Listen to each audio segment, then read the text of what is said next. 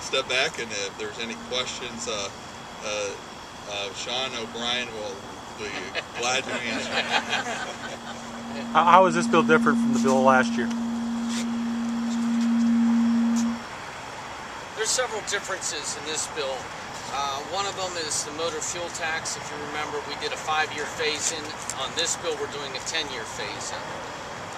We did a 2,000-pound weight exemption because of the tanks, and that mirrored some of the legislation that occurred with some LNG that occurred before. So we're just mirroring that to make sure it's equivalent. So we gave, because of the pounds of the weight of the tanks, so we added that in there.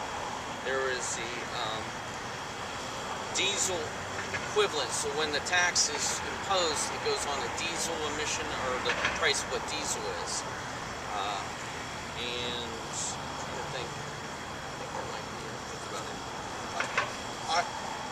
And when Sean's saying the tanks, you're talking trucking, the trucking industry, and working with the trucking industry, because sometimes with the issue of the LNG is a little bit heavier, and so they need that 2,000-pound working range. But when we're saying we'd like to, we're moving forward. I mean, we had a strong support, as you know, in the House, and I think teeing this bill up early, right after the budget out of the House, and allow us to do the process, we'll be able to hand this off in plenty enough time for the Senate to work on getting it through the Senate this time. I think something that is also important is we kept some of the major things that we found in House Bill 336. We sunset the bill as we did in 336.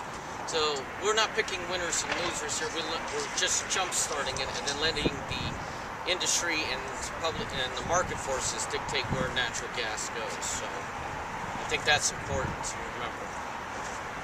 And from the last bill, when we had testimony, we had so many of the industry, not from just but from different groups of business who come out supporting a 336. You're going to see that again, as you're going to see different operation centers who are saying we want to transition over to this technology, this opportunity. So I expect that there's going to be a lot more of support on the bill sponsor support. We did not have an opponent in the last bill, and I think you're going to see more the business community and corporate community come on board with this bill as we move forward.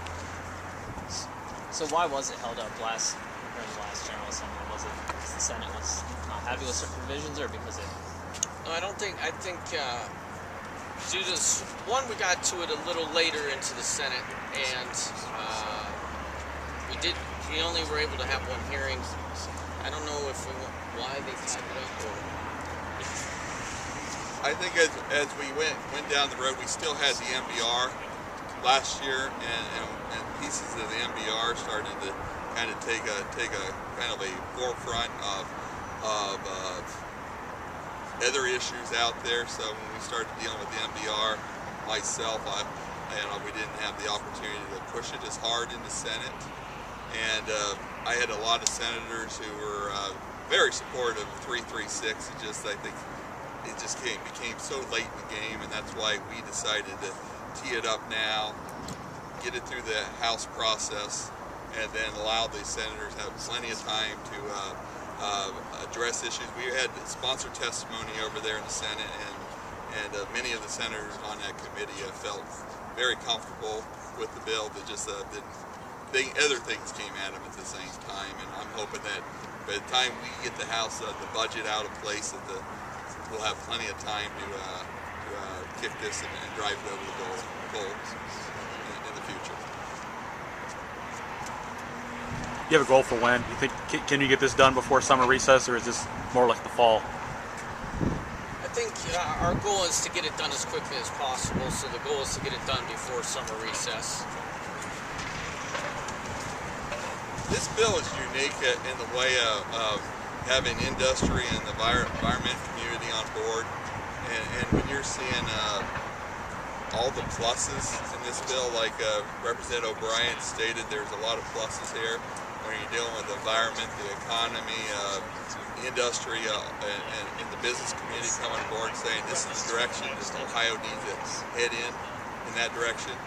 That allows it, you know, Sean and I have worked on many issues behind the scenes, but this one we feel strongly that Ohio needs to head in this direction.